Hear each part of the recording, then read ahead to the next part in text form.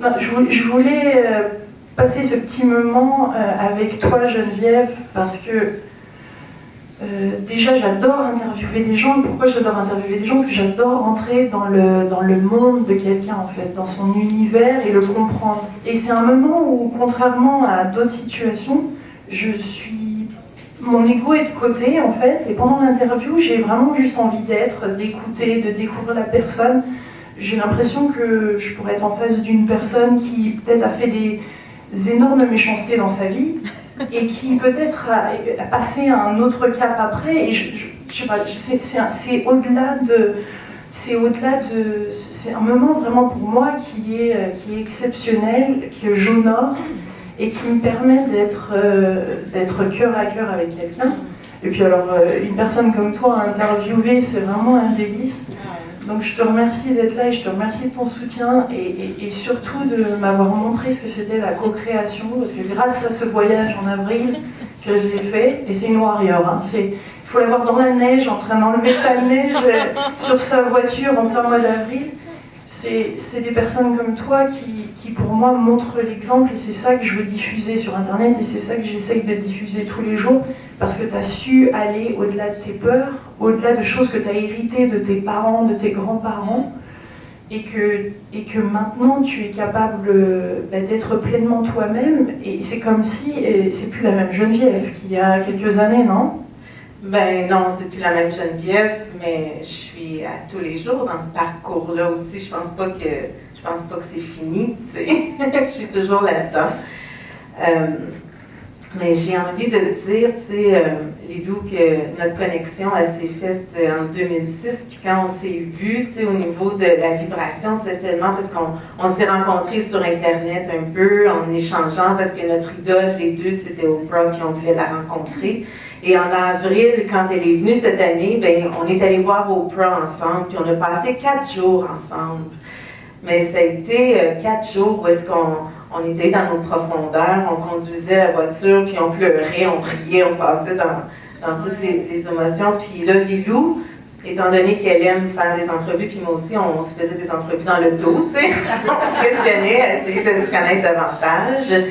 Et c'est là où est-ce que j'ai partagé mon histoire qui se résume en fait au fait que moi, mon père est noir, ma mère est québécoise et j'ai jamais accepté mon côté noir. C'était parce que, bon, il y a eu toute une histoire autour de ça, mes parents sont séparés, puis dans ma tête d'enfant, le noir, c'était le méchant, c'était pas bon. Fait que moi, je pouvais pas laisser apparaître cette partie-là de moi, tu sais. Ouais. Et ça m'a amené dans un parcours, mais il n'y a pas un jour où je me suis dit, là, je vais régler ça, ce côté-là, tu sais, mais à chaque fois, on vit une situation, une épreuve, puis là, ça nous amène à revivre un cycle qui est installé, qui est ancré en nous, jusqu'à ce qu'on réalise, ah, ok, tu sais, ça revient, puis c'est ça mon scénario. Puis dans mon cas à moi, j'ai vu que ma mère portait le même scénario, puis mon père aussi. Et la vie m'a amenée à aller vers la terre natale de mon père, puis c'est là où est-ce que j'ai guéri cet aspect-là. C'est là où est-ce que j'ai vu la beauté du noir. C'est merveilleux, tu sais. Ben oui, tantôt, c'est ça.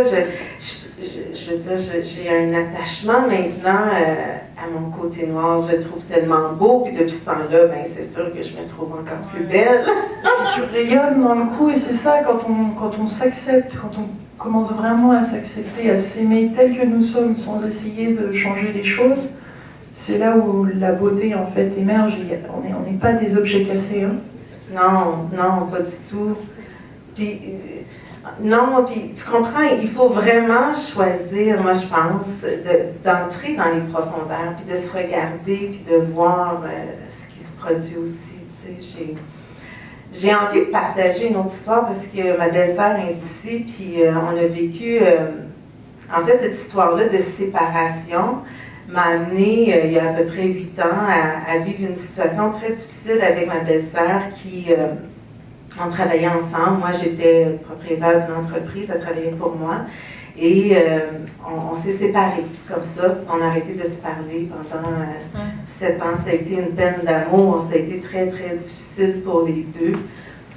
Et elle m'a rappelé, moi j'essayais de l'appeler, puis elle ne voulait pas entrer en contact avec moi, mais on s'est reparlé l'an dernier, puis cette année, on s'est assis ensemble. Puis pour moi, ça a été un des plus beaux moments de l'été, parce que c'était tellement pas planifié, puis en même temps, je voyais à quel point les deux, on était au niveau du cœur, puis que les deux, on se respectait comme on est, puis c'était grand, c'était beau. Parce que c'est comme si on se révélait ensemble, puis on se disait, hey, on est rendu comme à une autre étape dans notre cheminement, puis on est capable de reconnaître ce qu'on porte, puis qui on est, puis ouais, c'est beau. J'ai envie de dire, parce qu'elle est là, tu sais, puis ça s'est fait sans rancœur, tu comprends, ça s'est fait dans l'amour, dans la grandeur d'âme, dans le, tu sais, j'ai envie de t'exprimer, j'ai envie de te reconnaître dans ce que tu es, aussi dans ce que tu portes, puis ça demande beaucoup de courage, tout ça. Oui, mais en même temps... ça s'est fait naturellement. Je trouve que quand le timing il est là, ça se fait bien. Oui, il y a ça. Ça, c'est important aussi. Je pense que il arrive des moments où est-ce que la séparation peut être nécessaire pour que les gens puissent recoller des morceaux d'histoire. Sinon, on revit les mêmes patterns, puis là, ça reprend, tu sais. Fait que cette séparation-là, je l'honore tellement c'est beau ce qui se passe aujourd'hui. Si tu as un dernier petit message à tous ces délicieux co-créateurs qui regardent cette vidéo et qui sont là, ici, présents, qu'est-ce que ça serait? Quelque chose qui tient vraiment à cœur, en fait, une des raisons pour lesquelles tu es là, ton message en ce moment, parce que toi, tu découvres, ou quelque chose que tu as vraiment envie de dire?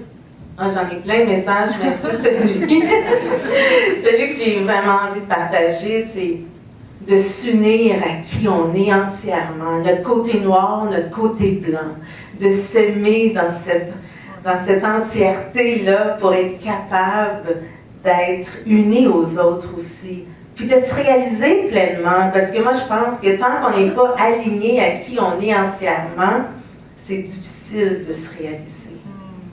Magnifique. Merci beaucoup Geneviève, merci mes délicieux co-créateurs.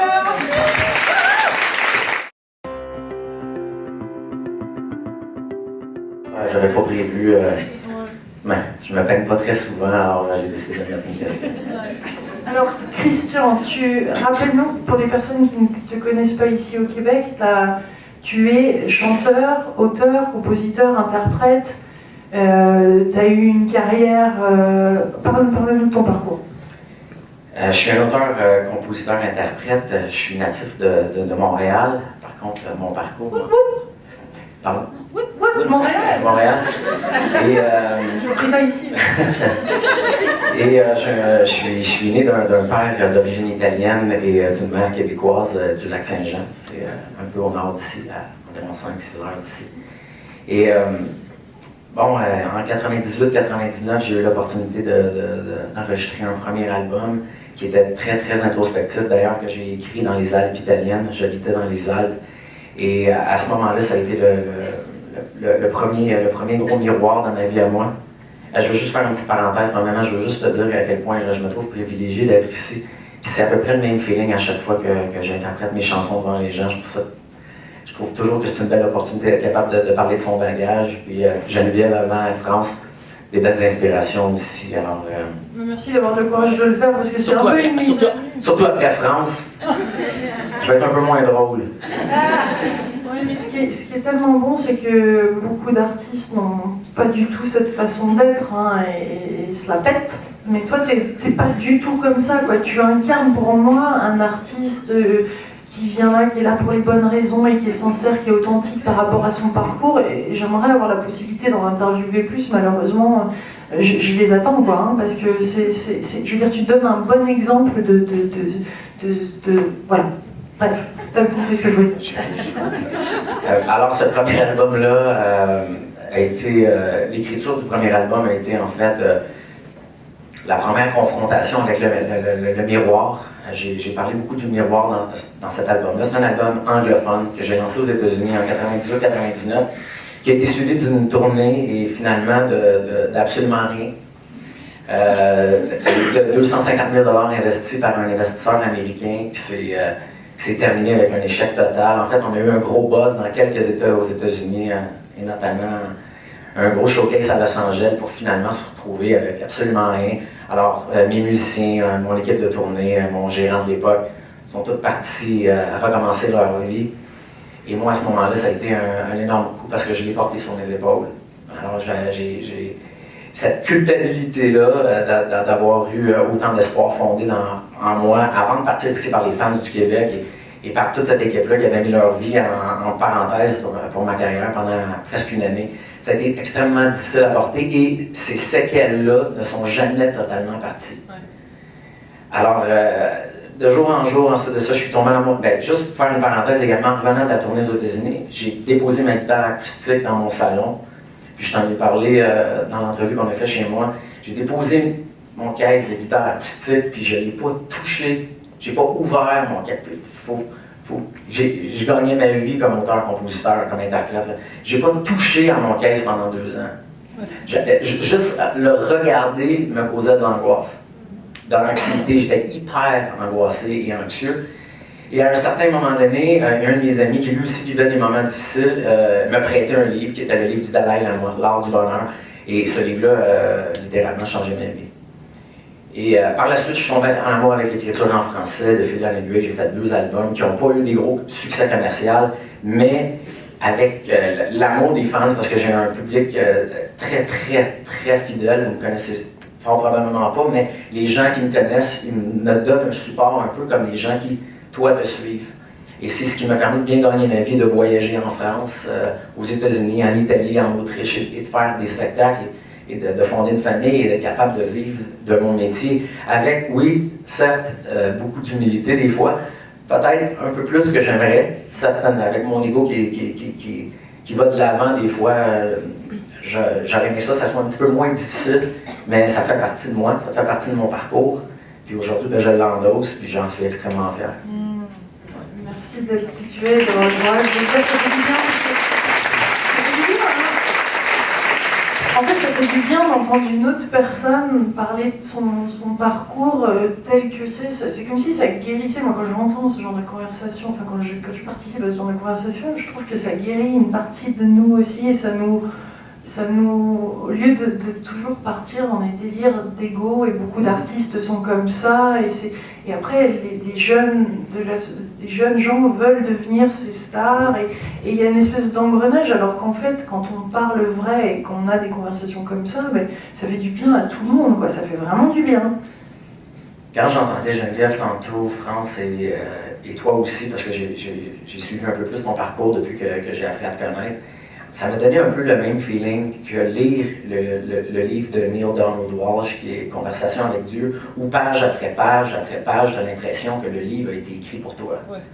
Et ça, finalement, on comprend qu'on n'est pas seul dans ce monde effréné-là, mais si on prend le temps de s'arrêter, il y en a d'autres co-créateurs qui sont là, qui ont vécu les mêmes choses que nous, qui vivent les mêmes choses que nous et qui vont vivre les mêmes choses que nous. Je trouve ça très réconfortant. Ouais.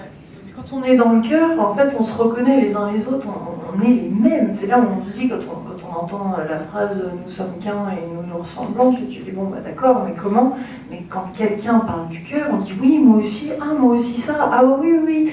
Et c'est là où, en fait, l'effet miroir est vraiment efficace. Vraiment efficace, pour le coup. Mais moi, je pense que pour être en mesure de faire ça, évidemment, il faut parler du cœur, mais il faut être capable d'écouter plus que de parler. Alors, il faut devenir un peu plus intéressé et un peu moins intéressant. Ouais. Et c'est comme ça qu'on va s'ouvrir justement à ce que les autres ont vécu. C'est écouter le cœur des autres, puis on va être capable de mieux exprimer le cœur qu'on a à l'intérieur de nous. C'est tellement beau. Merci.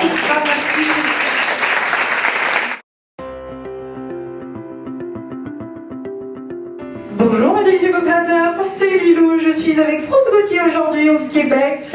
Bonjour France. Bonjour Lilou. Comment vas-tu? Je vais très très bien, puis je trouve que tu as vraiment une belle gang ce soir. J'en connais quelques-uns d'ailleurs. Ça me fait plaisir de te revoir. J'ai entendu dire que tu avais eu plusieurs transformations, toi aussi. Tu étais une journaliste sceptique et maintenant ta philosophie de vie a complètement changé. Hein? Et ça n'arrête pas, j'ai changé encore beaucoup cet été. Si quelqu'un m'a vu il y a 3 mois, me revoit aujourd'hui, va dire « Mon Dieu, elle a donc bien changé. C'est pas juste les cheveux. » Alors, c'est une transformation perpétuelle, permanente. Mais oui, pour faire une histoire très courte, il y a 10 ans, 12 ans, j'ai été amenée à aller rencontrer une médium qui supposément parlait avec les morts. Et moi, j'étais journaliste d'enquête à ce moment-là, très sceptique, je croyais à rien. J'étais aussi ignorante et très baveuse. Et la madame m'a remis à ma place. Et je suis ressortie de là avec une lettre de mon père. Je me dis, mais mon Dieu, si ça se peut, tout ça, comment ça marche, puis je veux comprendre. Et je suis partie dans une grande quête existentielle à poser des questions à des centaines de personnes comme toi. Et à un moment donné, il y a 3 ans, j'ai fait un premier, ce que j'ai appelé un reset, c'est-à-dire que ça me venait en écriture inspirée. Moi, je médite le matin, je pose des questions, et là, on me disait, il faut que tu t'arrêtes. Puis tu vas voir, quand tu vas revenir, ta création. Qui disait? Ben, mon soi supérieur, j'avais ça mes guides, là, mais appelle-le comme tu voudras. Quand je médite, j'embarque sur une autre fréquence, et sur cette fréquence-là, j'ai vraiment des réponses à mes questions. Et dans les réponses, on me disait, il faut que tu arrêtes. Puis quand tu vas revenir, ça va décupler de vitesse et d'intensité. Et j'avais aucune idée de ce qu'il voulait dire, sauf que j'ai dit, ok, c'est beau, je fais une profession de foi, j'arrête tout. Et pendant l'été, ça s'est mis à rentrer les messages, il faut que tu te fasses un site internet, puis après ça, à l'automne, tu vas te mettre à donner des conférences puis des ateliers. Puis j'ai dit, mais mon Dieu, des ateliers de quoi? J'avais vraiment aucune idée. Et on est rendu 3 ans plus tard seulement, et j'ai donné à ce jour peut-être, je ne sais pas, une centaine d'ateliers et encore plus de conférences. Alors c'était comme pas prévu pendant mon parcours, mais j'ai écouté ce que tu racontes depuis tantôt, cet élan-là du cœur qui me disait, c'est ça qu'il faut que tu fasses, il faut que tu lâches la télé. De toute façon, la télé va rester là, puis elle va revenir à toi en temps et lieu si elle a à revenir. Mais je savais qu'il fallait que j'aille enseigner. Et cet été, le même élan m'a repris de tout arrêter, de reporter auquel on me dirait que je ne sais même pas si je vais en donner encore. Il y aura peut-être un peu d'ateliers encore à venir et quelques conférences, mais rien que moi j'organise ou presque, parce que j'ai ressenti cet appel-là encore pour un autre bon cantique. Et je ne peux pas te dire ce soir complètement tout ce qui s'est passé, mais il y a un seul mot qui peut résumer mon été, et c'est la désidentification. Et j'ai compris que dans un nouveau monde, dans celui dans lequel on s'en va, où est-ce qu'on est tous des co-créateurs, le personnage, c'est-à-dire France Gauthier, la journaliste d'enquête, l'animatrice, nanana, ça c'était mon personnage. Et on est tous attachés à nos personnages. Puis cet été, il est tombé à terre, en 1000 morceaux. Ça a fait un petit peu mal pendant quelques heures. Mais ça a beaucoup moins pire qu'avant. Avant ça faisait mal pendant quelques années. Et ça m'a tellement allégée, j'en reviens même pas encore de ça, fait que je sais pas du tout où ça va me mener, je sais pas ce que je vais faire quand je vais être grande, mais je sais que je vais continuer à écrire des livres, puis à enseigner, puis à être une animatrice, parce que ça, c'est pas un titre, c'est mon essence. Et ça revient à qui on est. Hein, toi, tu es une formidable enseignante éclaireur aussi. Puis dans la salle ici, il y a des bâtisseurs, il y a des éclaireurs, il y a des artistes, il y a des guérisseurs, il y a des dirigeants, il y a des gens qui sont là pour l'accueil. Alors bref, on a tous un mandat. Et comme je dis souvent, le président des États-Unis n'est pas plus important que la mère de famille qui reste au foyer avec ses 3 enfants. Alors l'important, c'est juste de trouver c'est quoi notre don, notre talent, puis après ça, de rentrer dans cette essence-là. Et naturellement, le personnage s'effrite en cours de route. Et on s'allège. C'est ça, là, moi j'ai l'impression d'avoir pris 10 livres parce que je me suis mariée, mais perdu 50 livres parce que mon ego est tombé à terre. Mais l'ego a envie de... Il y a une identité là qui a envie de rester pourtant. Hein. Il y a une identité qui dit non, attends pas si loin. Mais présentement, c'est pour ça que je ressens vraiment l'identité. Mais avant que ça Oui, avant que ça se fasse, là, il y a eu une bagarre intérieure. Parce qu'en plus, moi, je m'étais donné des titres, hein, parce que je passe souvent à la télé pour donner des entrevues, puis je m'étais appelée la gouroune du Québec, pour faire rire tout le monde. Et surtout, gouroune, c'est un mot que j'ai inventé, là, mais c'est le féminin de gourou, simplement pour réhabiliter le terme gourou, parce qu'on l'a démonisé comme si c'était épouvantable d'être un gourou. Mais un gourou, c'est quoi? C'est un enseignant. Hein, pour les hindous, c'est un enseignant. Alors j'ai dit, bon, moi, je vais être la gouroune du Québec. Et là, tout le monde a trouvé ça très drôle, et je me présentais comme ça. Et même ce terme-là est tombé cet été. Je me souvenais même plus, après 2 mois, de ce que j'ai fait dans les 3 dernières années. Ça ne veut pas dire que je le ferai plus, ça veut juste dire que je vais le faire avec un nouveau regard. Donc, on enseigne ce qu'on a plus besoin d'apprendre, mais aussi on se transforme au fur et à mesure. Et je suis sûre que la conférence que tu donnes aujourd'hui est différente de celle que tu as donnée au mois de mars, au mois d'avril quand tu es venue. Vrai? Parce que toi aussi, tu as eu un été. Moi, l'intervieweuse, t'as Ah, oui, mais on est toujours en train de se transformer, bien sûr. Alors, juste un petit côté pratique, quelque chose que ces délicieux co-créateurs ici présents et ceux qui écoutent par Internet peuvent mettre en place dès aujourd'hui, dès soirs, dès demain pour vivre ça au quotidien. Commencez par mettre du vide dans votre vie. Du vide dans votre vie. C'est rien. Rien avec un R majuscule. Ce que j'ai fait cet été, et vous n'avez pas idée à quel point c'est le fun. J'ai plus une scène, mais ça n'a aucune importance. Je suis pleine de grâce. Puis éventuellement, mon compte de banque se renflouera aussi. S'engraissera. Mais c'est vraiment de créer du vide, parce que tant qu'on ne crée pas le vide, et ça je le répète souvent à qui veut l'entendre, le hamster roule sans arrêt et on ne peut pas créer autre chose que ce qui est déjà là. Donc on tourne en rond dans notre vie comme ça roule dans notre tête. Créer le vide, ça ne veut pas dire d'aller se faire poser des ongles ou écouter un match de golf. Créer le vide, ça veut dire rien faire. Méditer, contempler, marcher en forêt, embrasser des arbres quand personne ne vous regarde. C'est pas bon pour votre image, mais à un moment donné, tout le monde va le faire, ça va être correct. Alors vraiment, s'amuser à rien faire. Et si vous ne pouvez pas arrêter pendant 2 mois, comme moi je l'ai fait cet été, commencez par 2 heures un samedi, 2 heures un dimanche, 2 heures un mardi soir. Des fois, on est un petit peu forcé à le faire, hein, parce que quand on perd un emploi ou quand on se retrouve... des fois, les choses n'avancent pas, on essaye, on passe à l'action et il n'y a rien qui veut marcher. Et c'est peut-être pas une mauvaise chose, en fait. Au contraire, c'est peut-être la vie qui y est. Il faut peut-être une petite pause, là. Mais c'est toujours un cadeau, parce que quand tu te butes à essayer de faire quelque chose qui ne fonctionne pas, c'est que tout l'univers au complet est en train de te dire « Hello, t'es à côté de tes pompes, là. Reviens dans ta traque. » Alors, à chaque fois que j'ai perdu un emploi, moi, c'est sûr que sur le coup, j'étais une pauvre victime. Mais dès que je me mettais à regarder ça d'en haut, c'était merci beaucoup. Ça m'a permis d'aller ailleurs et faire autre chose qui était beaucoup plus approprié pour moi. Et même tes bobos du cœur, parce que t'en as eu quand même pas mal, hein. Ton dernier livre est sur l'amour. Qui t'a conté ça? Mais toi, pas. Mes bobos du cœur. Écoute, j'en ai eu au moins 2000.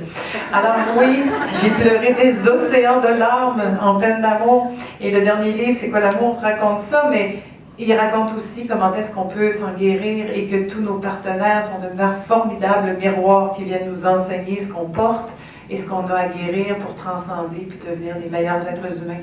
Alors, tous les gens qui gravitent autour de nous sont des maîtres enseignants. Merci, chers maîtres enseignants. Tous ceux qui sont ici, qui sont dans ma vie, puis ceux qui sont pas ici, qui sont encore plus proches, mais plus tu es proche de quelqu'un, plus le terrain de jeu est propice pour venir rencontrer ces blessures-là qui vont te rappeler ton abandon de ton père ou tout ce qui s'est passé dans ta jeunesse.